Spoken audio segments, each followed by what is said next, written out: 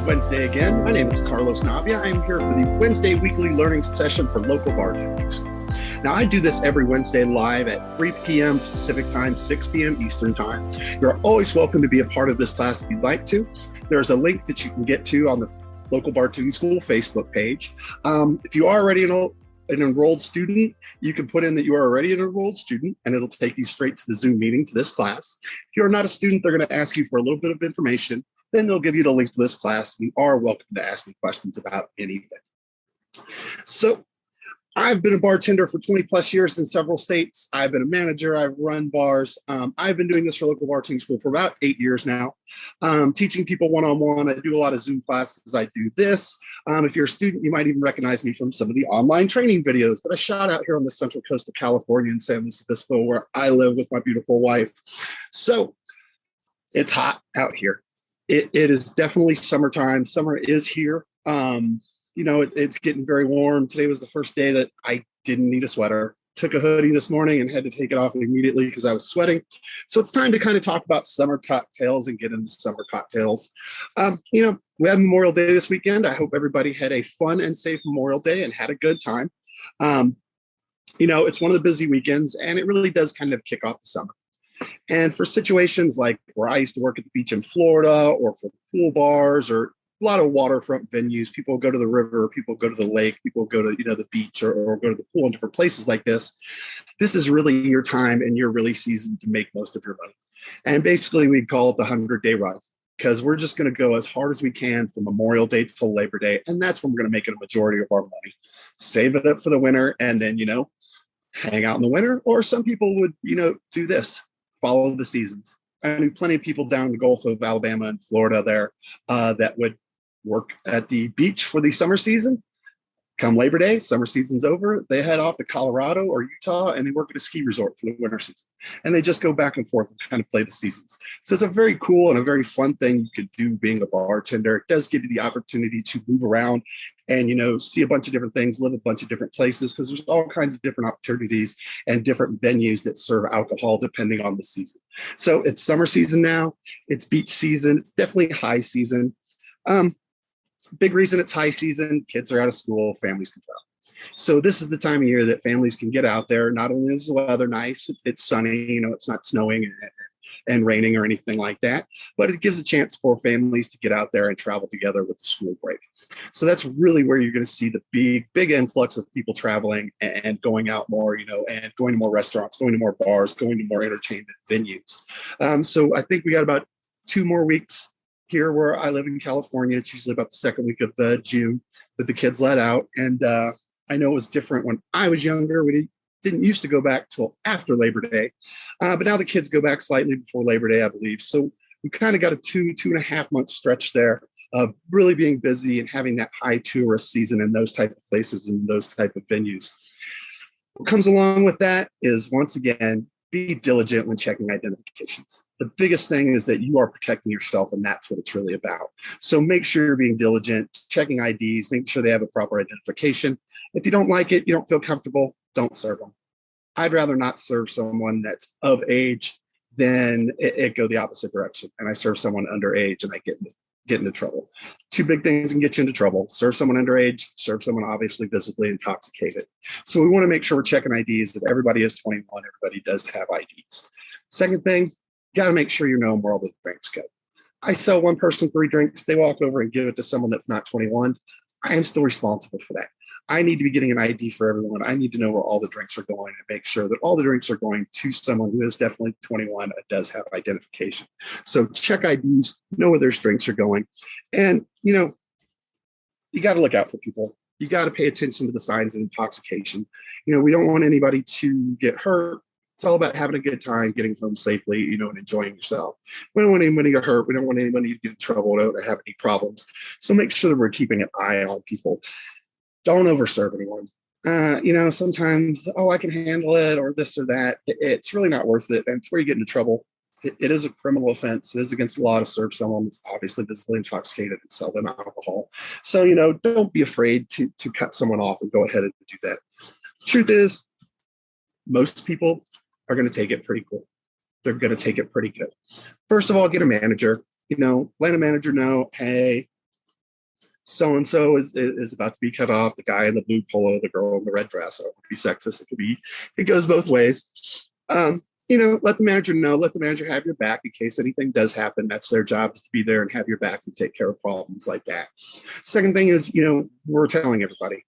We're not keeping a secret to ourselves. Every other bartender knows, every server knows, every staff member knows, guy in the blue polo, girl in the red dress, they're done for the night. They're not having anymore. So let everybody know, get that manager there.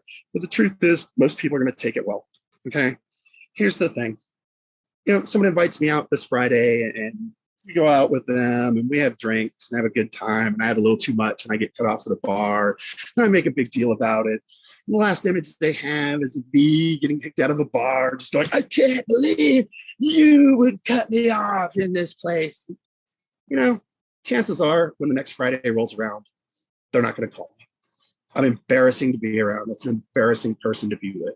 Most people are going to keep their cool. They're going to take it okay. That's fine. I can leave. I can go to another bar. I can go home. It's not that big of a deal. So, don't be afraid to cut someone off. And if they really are that belligerent and are that drunk, probably should have cut them off. That's kind of on you for letting them get to that level to where they really just are being belligerent and unreasonable and just that drunk. So make sure you're keeping an eye on people and not over serving, and make sure everybody stays safe.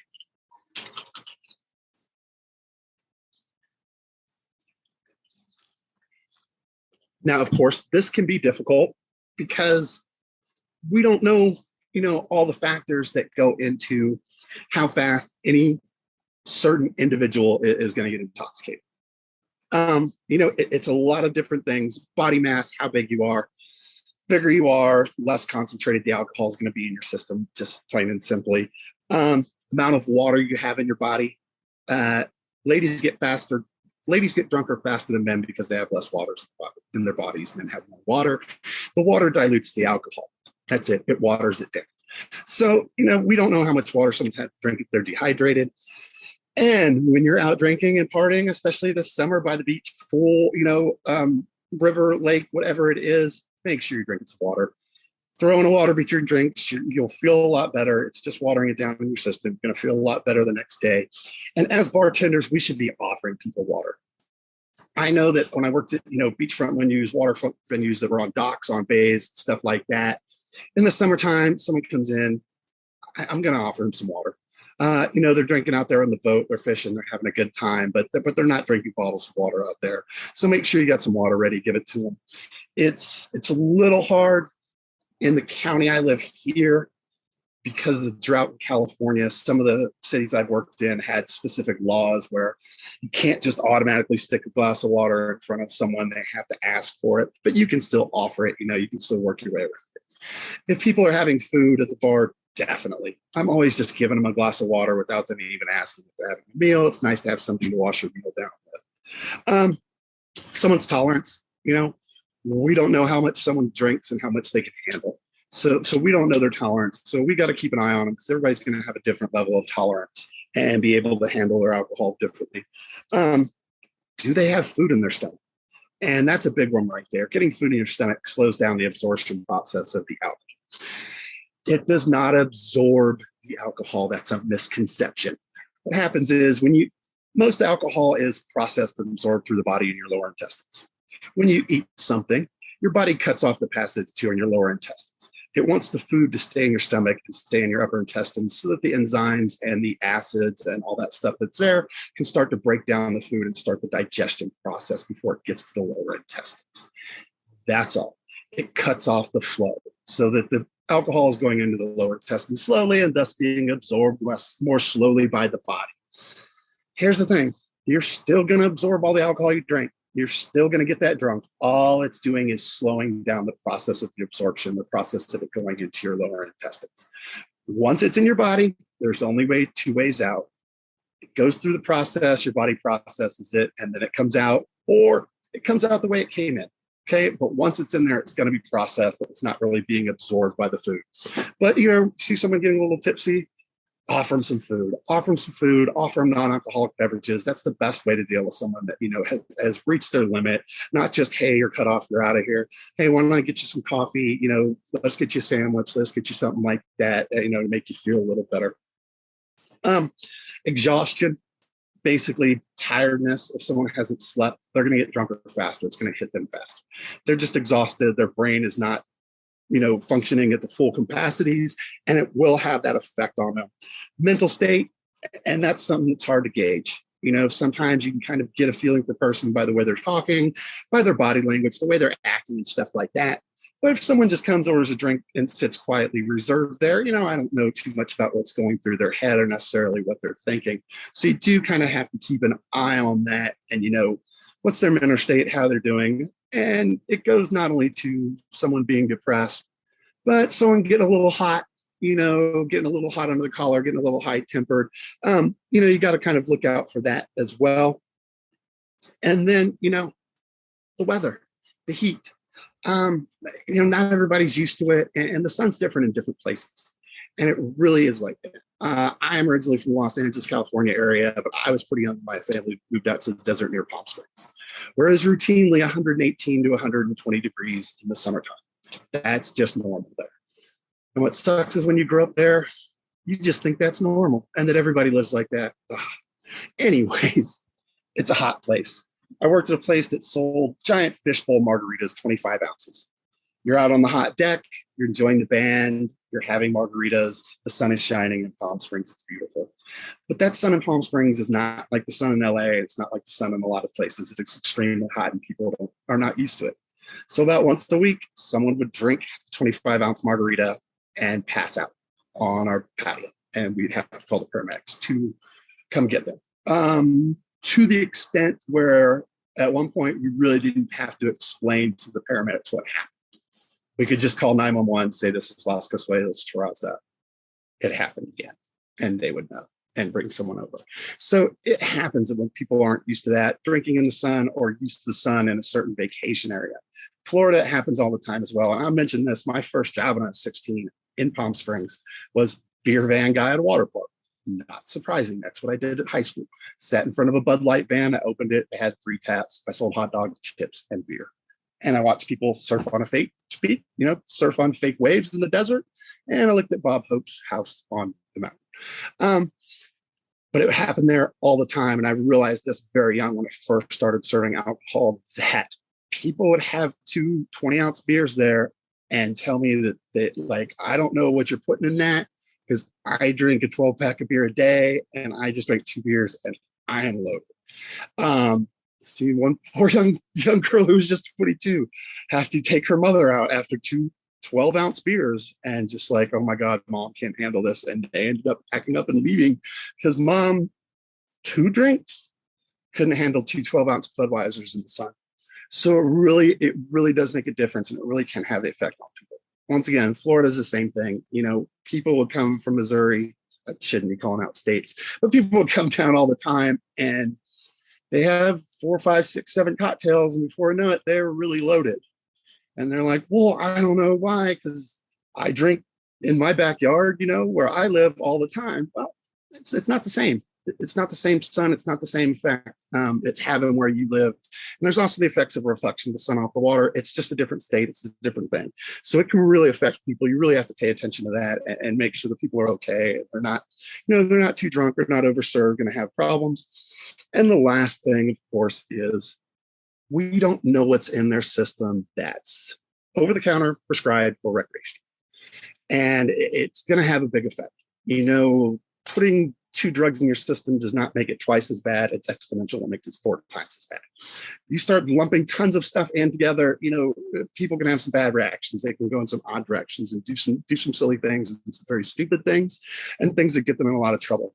So we don't know all those factors. That's why it's very important for us to pay attention to, what we're seeing, pay attention to what's going on, and be alert of the situation and what we have going on around us.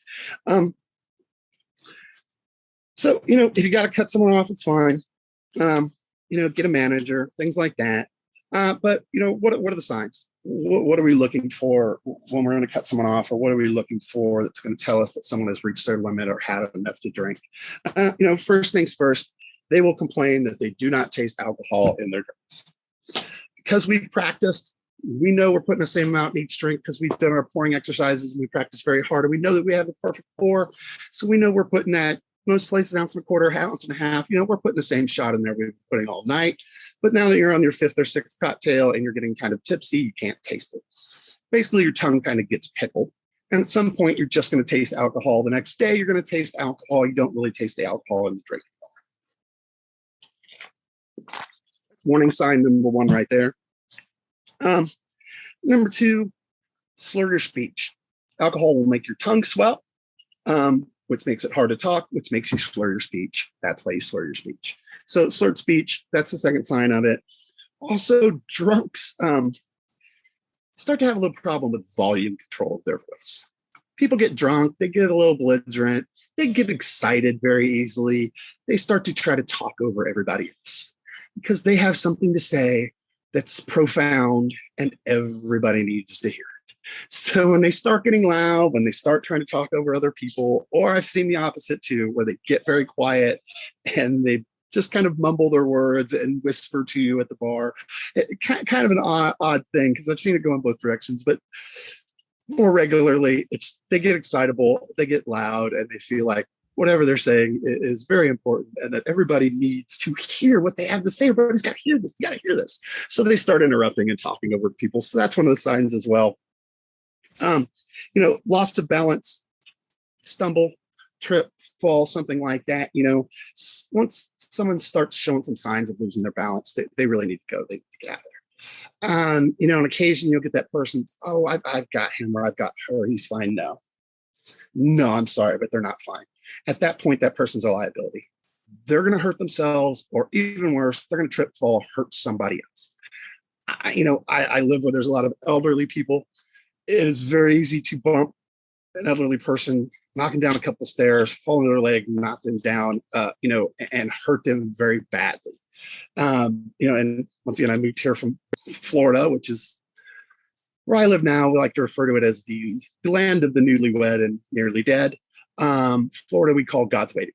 Once again, a lot of elderly folks, you got to look out for that. Once someone's lost their balance, they can't stand up, they can't walk by themselves. They are a liability. You got to get them out there. Make sure they have a safe ride or a cab or an Uber, someone like that. Ideally, someone to go with them, not someone that's stumbling and like that.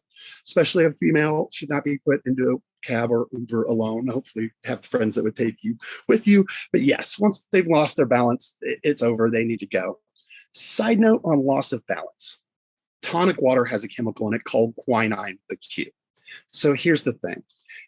In both of your ears, you have pockets of fluid. They act like a level. They control the equilibrium for your entire body. They control your balance. Quinine affects your inner ear. It will throw off those pockets of fluid and it will affect your balance. People that drink gin and tonic, vodka tonic will lose their balance faster. People that drink tonic water every day are probably stumbling all day because they really lose a sense of what's level because of the effects of the quinine in their inner ear. If you have a constant stream in your system, that becomes your normal. A little wavy, a little off. So do keep an eye on that as well. If people are drinking vodka tonics and gin and tonics, they're at a higher risk for losing their balance, falling, injuring themselves, or injuring someone else. And then my favorite sign of all is I laugh. Making friends with people that don't want to make friends with them. And this happens all times and all occasions. It is a pretty crazy thing, but people are out there drinking, they're feeling loose, inhibitions are lowered by the alcohol, and they just want to have a good time and enjoy it. Maybe enjoy it with some people that are also having a good time. I love that I found an article because I used to just leave it at that. The people that's undesired. I found an article a little while back that bartender broke down certain categories of these people that people try to make friends with, people that don't want to make friends with them. And I thought it was very funny how he kind of categorized them into 5 different categories. There's the unwanted. Okay. The unwanted is unwanted advances. Generally predominant amount of times, it is generally an older man trying to make friends with a younger lady or a group of younger ladies. And this is pretty common. Now, I'm not going to be sexist because it goes the other way. definitely does. And I have seen plenty of cougar trying to pick up young college guys, or go join a table of young guys and introduce herself to them. So it definitely does go both ways. The unwanted, and that's one of the hardest ones to deal with, because you really do have to, you really do have to confront that person. And hey, these people are having a good time. Why don't you let them enjoy themselves and have a good time, and kind of have a good time at the bar, or play pool, or something like that. And most people will kind of take the hint. Rarely does it have to get to, look, you need to leave them alone, or you just need to leave. Period, and get out the door, because you're creeping everybody out in here. And I wouldn't say that part, but the unwanted advances is one of them. The third wheel, and I like this one because I've seen this one way too many times. The third wheel goes down like this: young couple is sitting at the bar, older person, generally elderly, retired person, sitting next to them, buys them a round of drinks, and then is now attached to that young couple for the rest of the night, and the young couple can't get rid of it. And it does happen, and I understand it. They go out to the bar to socialize. They might not have a lot of friends. Happens when you get older. You start to lose friends just due to nature, and not a lot of people to hang out with, not a lot of people to talk to. So they're just being friendly. Started a conversation with them. They continue the conversation. They're just trying to be nice. But for a young couple that's trying to go out and have a good time, they don't necessarily want to sit there for hours and see two retired persons, stories or stuff like that. So it's a real easy out, real easy way that you can help them engage the older person. Throw out a topic to them, get them talking about something, give a little wink to the couple, and hopefully they get that's their execute, that's their time that they can walk away. Easiest thing to do is talk to them about the weather. Older you get, the more you care about the weather. I'm not sure why. Even happens to me. Hey, it's weird weather we're having. They're going to say something back to it. Little nod over here. You give that couple an exit and give them a chance to get up. Hey, we really appreciate the drink. Thank you. Love meeting you, but we're going to go over here, and gives them a chance to get out. This one cracks me up too. The lobbyist being that customer that, despite everybody's complete disinterest in the topic, continues to try to get into a political discussion. And it's annoying. People go to the bar for an escape. They don't want to talk politics. Politics and religion, the big one. So pressing social issues, the third one we don't talk about. And it's not just because people get in arguments or people get in fights. It's because people don't want to hear it. The bar is my escape. It's where I'm going to get away from real life. It is my little zone. It is my little bubble where the rest of the world can't touch me. I don't want to hear about the election. I don't want to hear about Catholic priests. I don't want to hear about COVID. I don't want to hear about any of those things. Pressing social issues, politics or religion. The extreme example of this was brought to my attention by some folks in the Dakotas that have a bar. There were some students of mine where they had a gentleman with no hair, swastika tattoos in the bar doing Heil Hitlers, and just trying constantly to engage every person in the bar in some sort of political discussion. That's a very extreme version of this character. And they're like, what do we do in that situation? Really simple. You got to confront that person and say, look, you're welcome to hang out here and have a good time and have fun. But this is not the place for that discussion. Nobody else here wants to have that discussion. Nobody here wants to talk about it. Nobody here wants to hear about it. So if you're intent on talking about that and nothing else, there's the door. You need to leave. If you want to stay here, have a good time, enjoy yourself, and not get into that topic, you are welcome to stay. And that's it. Give them the choice. You can either stop talking about it or you can leave. So those are your two choices. Once again, very extreme, but a real life story of something they had to deal with in the bar that they purchased, and something that they're going to have to deal with, owning the bar and running the bar. So that's the lobbyist. The bigot, people that are making racist remarks or, slanderous remarks or spurging another race or creed or color or kind or nationality or anything. There's no place for it. The bar should be a place where everybody can come, have a drink, enjoy themselves, and feel comfortable and not feel that kind of pressure or not hear those kind of comments. I had to deal with this. I can't tell you how many times. My first full service bartending job was in Lower Alabama. So just kind of imagine, kind of some of the stuff that I would hear and some of the stuff that would go on there. So it's kind of tough, but there's no place for it. There's no place for hate in the bar. It's supposed to be a place for fun. Everybody can hang out, have a good time, and enjoy themselves together. So real simply nip that one in the bud and let them know this is inappropriate. If you continue to do this, I will ask you to leave. I had someone say something incredibly inappropriate at a bar in Florida, and I'm not even trying to go into what it was. And I stopped, and I realized he didn't realize he said it, which is sometimes even worse, to be honest with you. He didn't realize he said it, but I said, hey, I stopped him immediately because he was having a good time. And I said, hey, man, I took him outside. And I said, do not ever say that here again. And he said, what? Because he didn't realize what he actually said. I told him what he said. And he said, oh, I'm so sorry. I am so sorry. I just having a good time goofing off. I didn't realize it slipped out. I let him know, just, hey, very inappropriate. And I just let him know, okay, that's fine. You made a mistake. This is your one warning.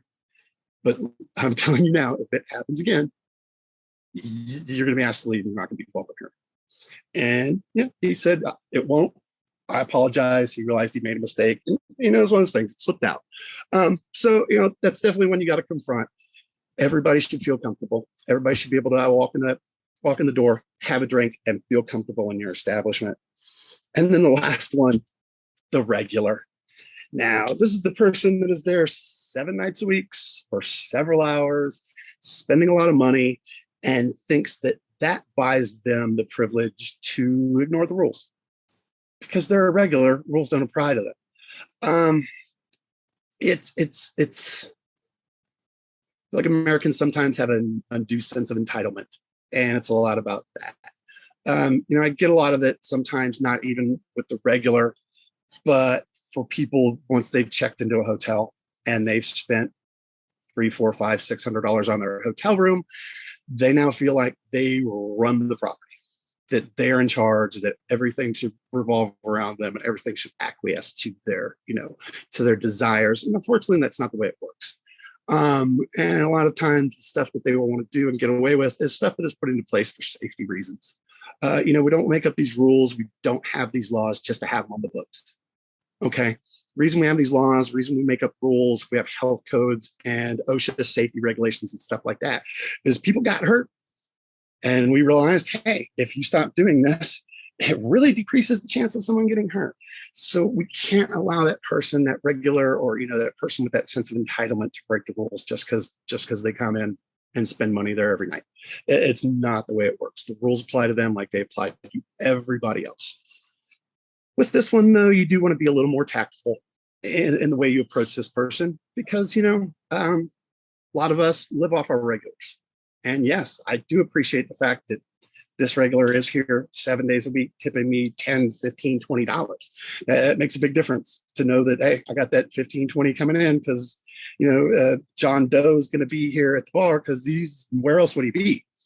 So, it is nice to have that, have those regulars, but you still have to enforce the rules. So it's a bit being tactful, about being nice, and just letting them know, hey, love having you here.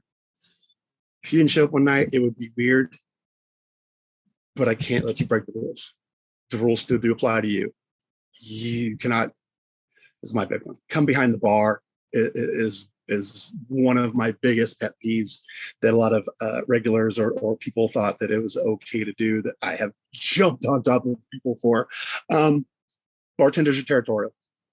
this is my territory. This is my zone. Do not infringe on it. You're on that side. I am on this side. And that's the way it works. So, you got to stop that. You got to nip it in the bud. I've had people come around the bar and stick their raw hands into my ice and fill themselves up a cup. Which is just disgusting, especially when just saw them walk off a fishing boat. So it is one of those things, and it doesn't matter. And they thought that they were perfectly fine. What do you mean I can't do that? And I lost my flipped out. To the extent of actually at that job in Destin, Florida, I even flipped out on the general manager's husband for doing something like that, going behind the bar and putting his hands in the ice. At which point he looked at me and said, "Do you know who my wife is?" And I said, "Yes." "Don't ever do that again." If you want to go tell her what I said, good. Doing my job. So yeah, try to deal with them tactfully, try to be nice about it. You don't want to run them off. You don't want to lose their business. At the same time, a lot of those things they're put into place to protect people. They're put into place for a reason. We have laws and rules for a reason. So just some things to be aware of and some things to kind of, keep in mind as we get into this busy summer season, dealing with tons of tourists and making tons of drinks and making tons of money and putting smiles on faces, dollars in our pocket, because that's what this is really all about. So I'm gonna do some summer cocktail ideas here. I've got some of the stuff out here. A little bit of soda. I'm gonna start. Now this is pretty easy. We can do this one pretty quickly and easily. I'm gonna do a little vodka spritz and kind of summer it up and make it a little light and refreshing here for a little summery drink. So I'm gonna get some ice over here.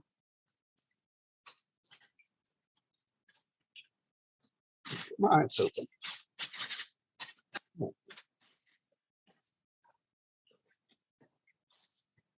So, grab a pint glass. We'll give this one a little stir and chill it out. Taking my banner out.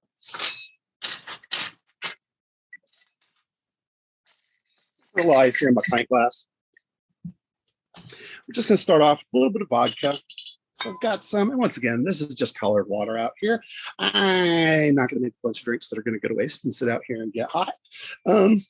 Although next week, I am going to bring out the blender, and we will make a real cocktail next week and talk about some blended beverages and stuff like that. So I'm just going to start off really simply here with my 1.5 ounces of vodka.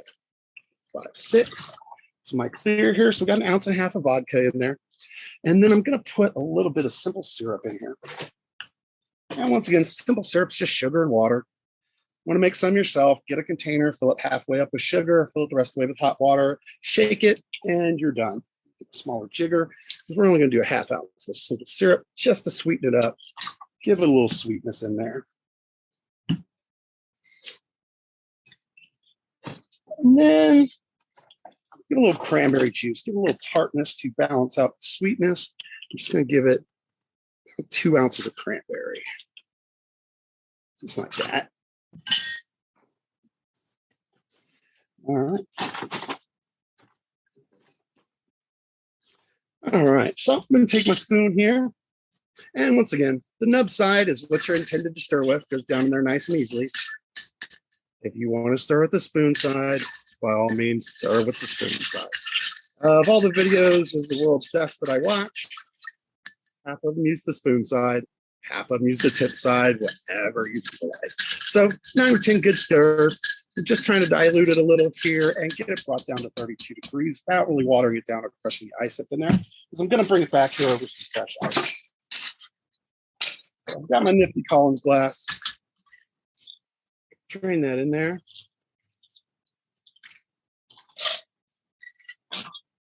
And then I'm just going to top it off with some club soda to give it a nice little spritz. And let's give it a garnish here. There we go. We give it a little lemon wheel here, make it look nice.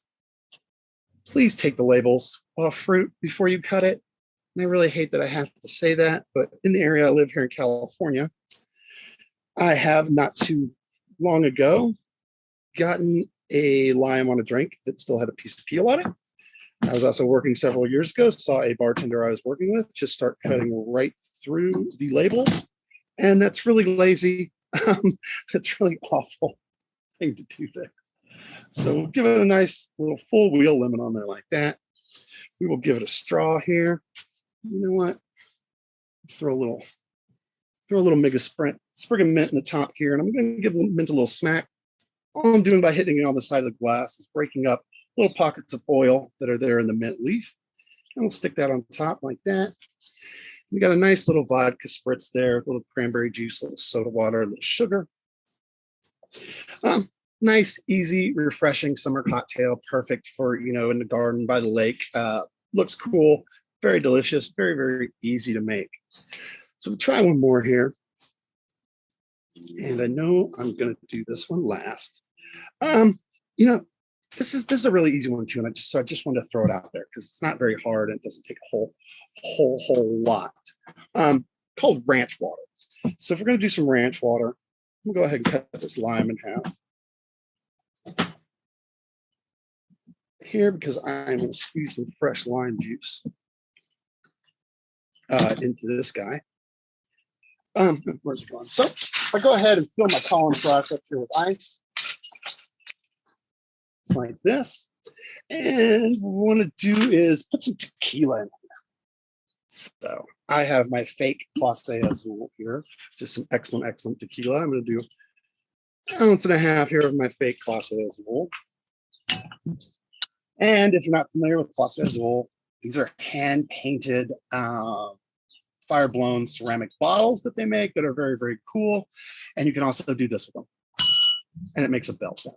So if you're a big 7th grader like I am, have fun, have at it, annoy the heck out of people. I like to do it to servers when they're taking too long to pick up their drinks and their drinks are watering down, just like a kitchen chef would do in a kitchen with a little bell. I'm going to squeeze 1/2 ounce of fresh lime juice in there like that. And then we're just going to top it off with some soda water. Now, what actually makes it ranch water, though, is a very particular type of soda water called Topo Chico, which is agua mineral. It's a Mexican mineral water, sparkling water from Monterrey, Mexico. So Topo Chico is the key. If you really want to make it ranch water, lime juice, Topo Chico, and whatever kind of tequila you like. I actually have Perrier because that's what I like. So I'm just going to fill it up with a little Perrier like that.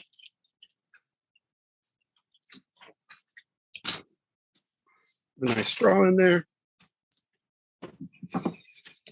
Give it a little piece of lime here as a garnish.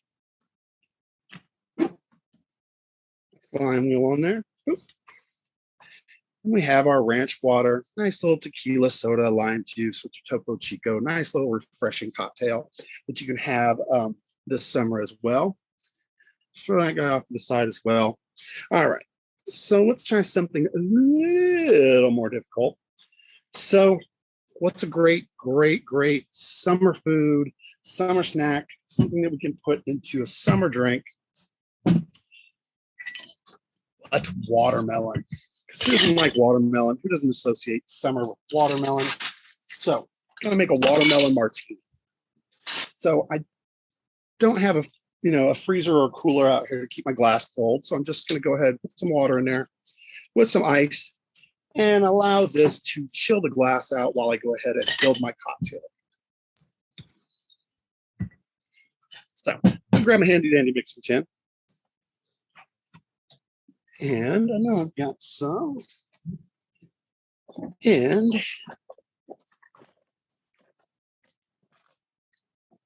I'll just take a couple pieces, a couple chunks of watermelon here like this.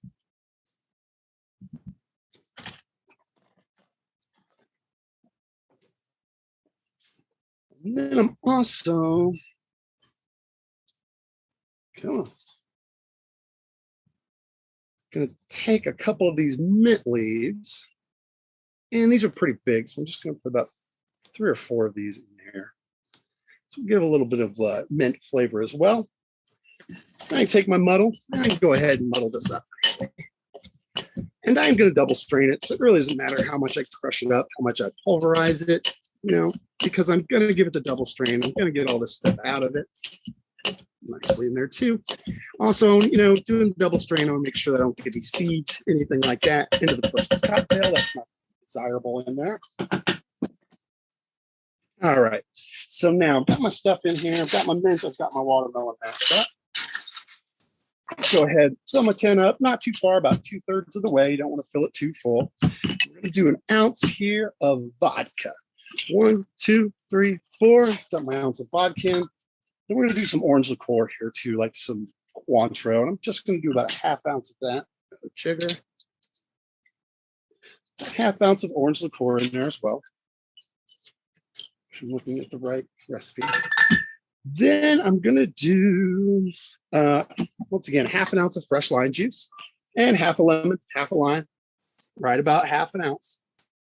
And it is pretty accurate. I have done a practical field test to test its accuracy before, if I can. And also, we're gonna throw in a little simple syrup here, sweeten this up a bit, just about a 1/2 ounce.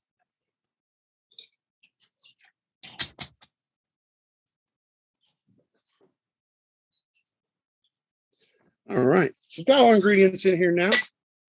Pop my glass in there. It's gonna lock, it's not going anywhere. It's in there. And we're gonna give it a nice little shake. Get that nice and diluted mixed up there all together and chilled out. All right, let's throw the water here out of my glass. Shake the water out. I'm gonna take my screen here. We're gonna give it the nice double strain so we don't get any seeds, we don't get any of the pulp, we don't get anything in there. We're just gonna add the juice and our liquors and our rest of the stuff.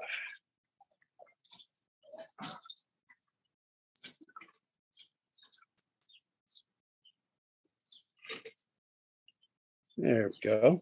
Let it drip out. A little shake. A little more drip out. Just like that. Perfect. Please don't take this and mash it down in there. Give it a little tap. Knock everything through there so we're good.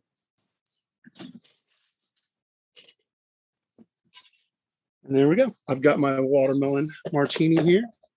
And I'm just going to give it a nice little sprig of mint here to sit on top. Once again, I'm going to smack it on there to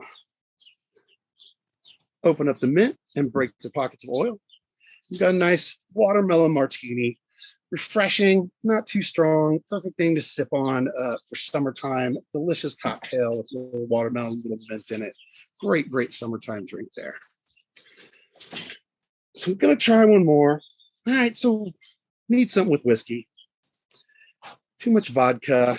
Haven't got the rum yet.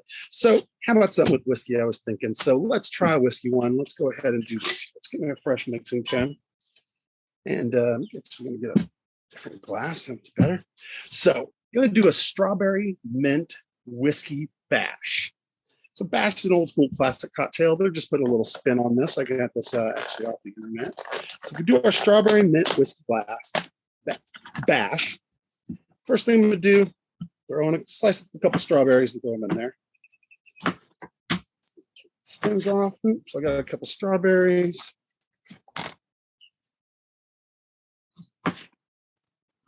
Sliced in half in there like that. And we're going to need some more mint leaves.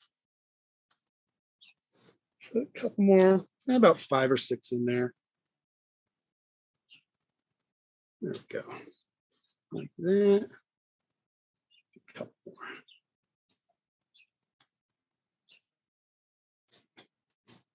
There we go. So I've got my mint. I've got my strawberries in there. So again, we're going to get a muddle and give this a nice muddle. And I am going to double strain this one as well, as is the trend and what's vogue and what people are doing right now. So I'm going to get those strawberries nice and smashed up in there.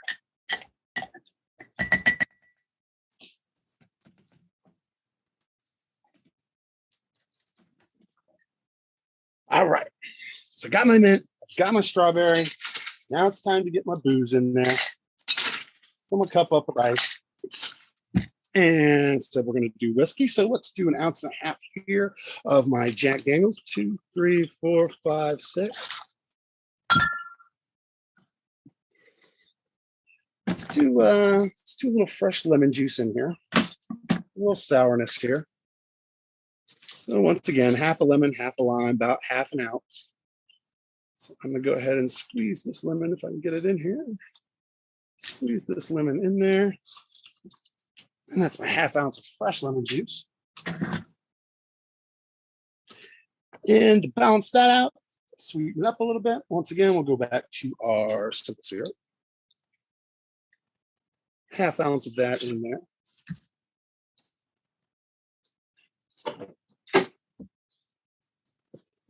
All right, so we're ready to go now. I'm gonna go ahead and lock my glass in there like that. We'll give this one a nice little shake. And nice and shaken up, diluted and chill. All right, let's get some fresh ice in here to pour a cocktail over. And you can do it in a bucket glass over some fresh ice.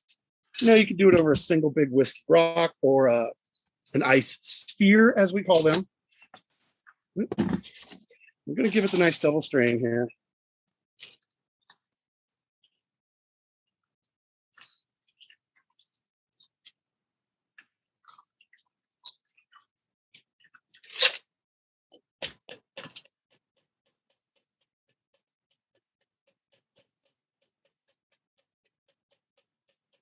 As you can see, I don't have to mash it down with the butt of my mixing tin. I just tap it all the way through. If you really, really got to mash it, then please get your bat or get your spoon, get something that's clean, and use that to mash it down. But just give it a couple of taps. You can get all the stuff through and get the entire drink out of there, just like that. We've got our strawberry mint whiskey bash. And what to garnish it with, of course, a strawberry. Nice little strawberry. Nice little strawberry on the side here. And of course, we'll also need a sprig of mint in there, so it's got some mint too in it. Once again, hitting that on the side, and then just kind of dropping that guy down in there like that. A couple straws, always a napkin. Got our mint strawberry smash. All right, so just some ideas for summer, fun stuff you can have. I'm going to try one more just because got to try this. Just because I got to try this and see what it ends up looking like. So I'm going to wash out a mixing tin here.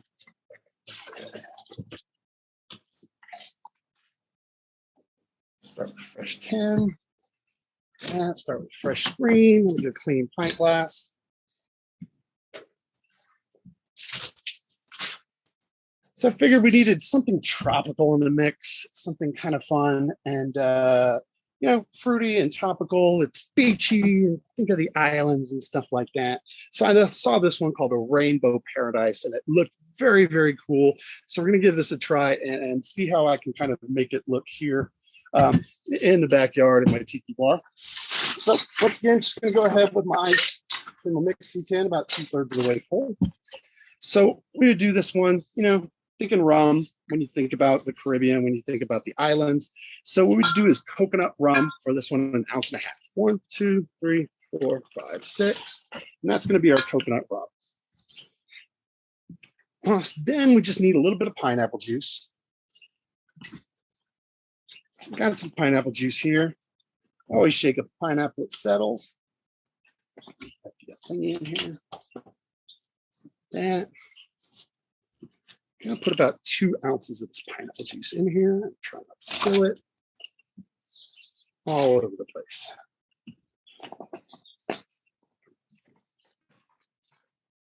All right.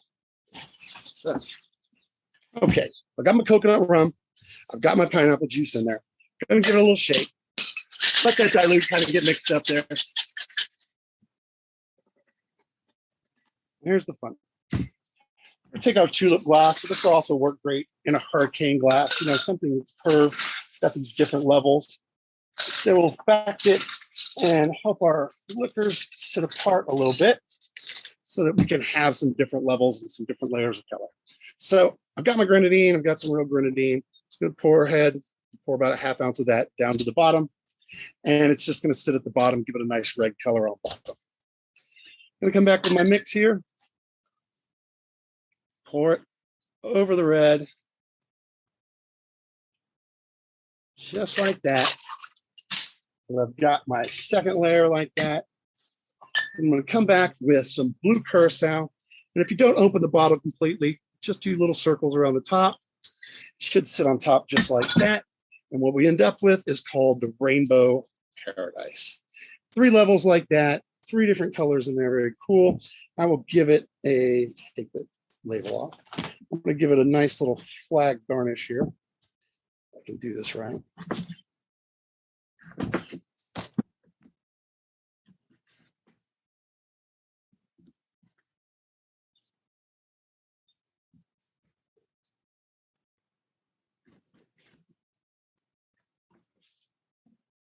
So doing a quarter like this, usually good with an orange, because you don't need a whole full big old slice of orange on the side there. It's just a little too much. Cherry.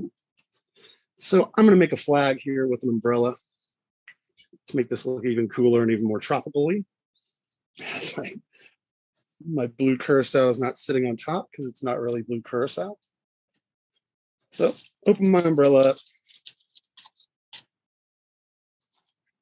And if anyone asks you to do a flag is very simple. You throw a cherry like that, and then either into an orange or a pineapple to sit up on the side of the glass, just like this. And if I can get it on there right, just like that. That is our flag. So we have our Rainbow Paradise. Cool, 3 different colors, looks awesome, very fun, very cool drink for summertime, looks cool, and tastes delicious. So that is today's Blue Wednesday weekly learning session. Thank you very much for watching. We are going to come back next week. I am going to bring the blender out here, and we'll talk a little bit more about summer cocktails, and we'll talk about blended cocktails and frozen cocktails and some tips for just making blended cocktails, making frozen cocktails in the bar. And I'll show you some of the variations and some of the cool stuff you can do with your frozen cocktails. So thank you very much for watching. Have a great week, and I will see you next week. Thank you.